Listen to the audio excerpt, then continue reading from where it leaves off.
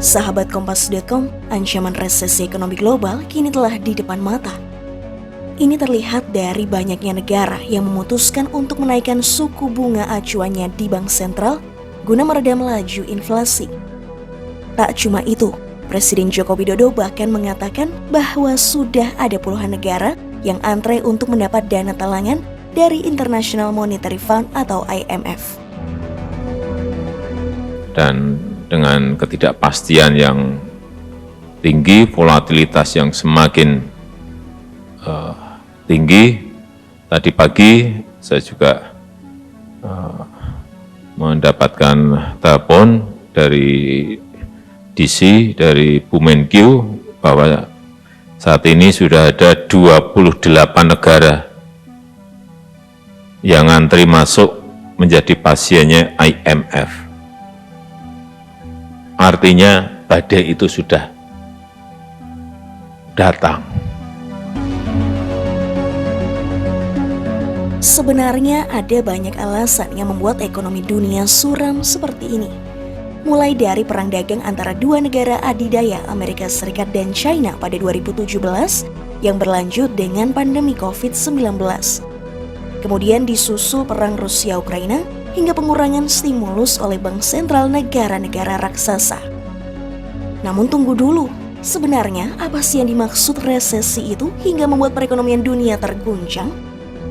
Secara umum, resesi ekonomi adalah kondisi di mana perekonomian suatu negara memburuk secara terus-menerus. Menurut Otoritas Jasa Keuangan, ada beberapa tanda suatu negara mengalami resesi. Mulai dari penurunan produk domestik bruto, meningkatnya pengangguran, serta pertumbuhan ekonomi real bernilai negatif selama 2 kuartal berturut-turut. Nah, berkaca dengan kondisi ini, apakah Indonesia juga terancam resesi? Sebab belakangan ini, Indonesia sudah mengalami sejumlah tanda-tanda akan resesi ini. Seperti contohnya gelombang PHK di perusahaan startup akhir-akhir ini. Beberapa di antaranya perusahaan e-commerce, platform perdagangan aset kripto toko kripto, hingga perusahaan penyedia jasa telekomunikasi Indosat. Tapi, menurut Direktur Center of Economic and Law Studies Bima Yudhistira, ramainya gelombang PHK di dalam negeri sebenarnya disebabkan oleh satu penyebab utama, yakni ketidaksesuaian antara kapasitas produksi dan model bisnis dengan proyeksi perlambatan ekonomi yang terjadi di tahun depan. Nah, untuk menyeimbangkannya, pengusaha kemudian memilih jalan PHK yang akhirnya berdampak signifikan bagi masyarakat. Oh iya, sebenarnya perlambatan ekonomi ini merupakan dampak dari resesi global.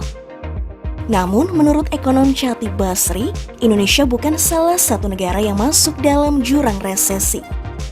Sebab, meski terjadi pelemahan ekonomi global, Indonesia tidak terlalu terdampak lantaran kontribusi ekspor ke produk domestik bruto yang tidak terlalu besar, hanya sekitar 25%.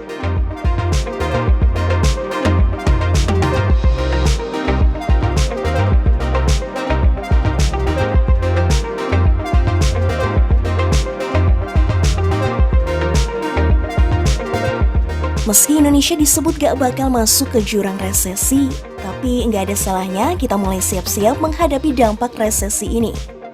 Kayak kata pepatah, it's better to be a warrior in a garden than a gardener in war.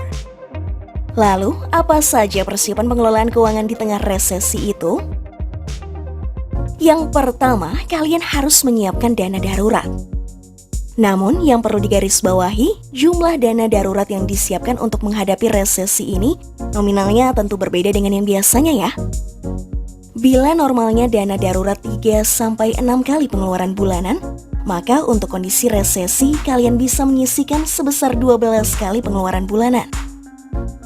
Kemudian yang kedua adalah menyiapkan beberapa asuransi, yakni asuransi kesehatan dan penyakit kritis, asuransi jiwa, serta asuransi kendaraan.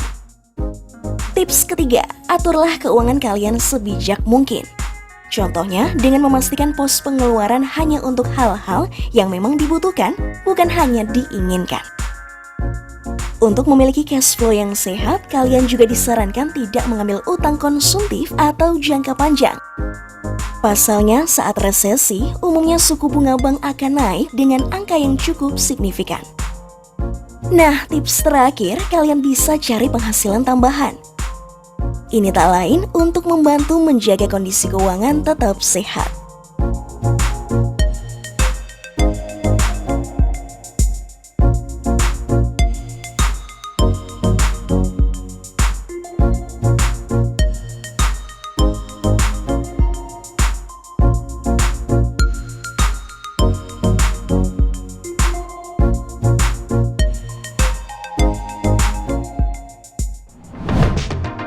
Nah, itu dia tips kelola keuangan untuk menghadapi ancaman resesi global 2023. Sekian dulu video kali ini. Simak informasi menarik lainnya hanya di obagitokompas.com, jernih melihat dunia.